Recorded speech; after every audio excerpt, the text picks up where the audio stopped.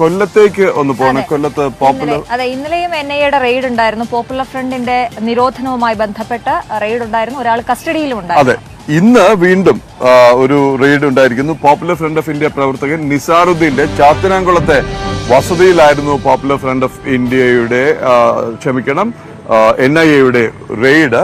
എന്തായാലും ഈ വാർത്തയുമായി ഷാനൂസ് ഡേവിഡ് നമ്മോടൊപ്പം ചേരും എന്ന് പ്രതീക്ഷിക്കുന്നു. ഷാനൂസ് ഡേവിഡ് ലൈനിലുണ്ടോ?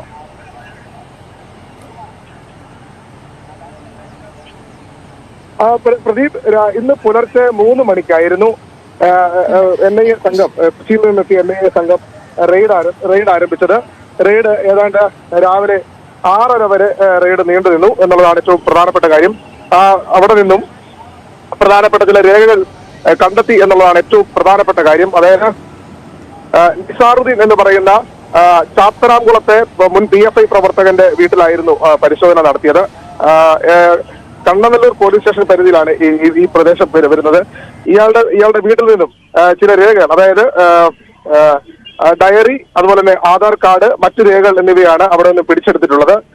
പുലർച്ചെ 3 മണിക്ക് ആരംഭിച്ച റെയ്ഡ് 6:30 അവസാനിച്ചു. പ്രാദേശിക പോലീസിന്റെ സഹായത്തോടുകൂടിയാണ് റെയ്ഡ് നടന്നത്. ഇന്നലെ നടന്നതുപോലെ തന്നെ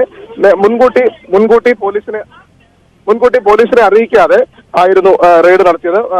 ആ റെയ്ഡ് ഏത് സമയത്താണ് നടക്കുന്നത്? 3 മണിക്ക് തൊട്ട് മുൻപായിട്ട് ആ വീട്ടിലേക്ക് കയറും മുമ്പാണ് പ്രാദേശികമായി പോലീസിന്റെ സഹായം NIA സംഘം തേടിയത്. എന്നാൽ ഈ നിസാറുദ്ദീൻ എന്ന് പറയുന്ന ആള് ആ സമയം വീട്ടിലുണ്ടായിരുന്നില്ല എന്നുള്ളതാണ് മറ്റൊരു പ്രധാനപ്പെട്ട കാര്യം.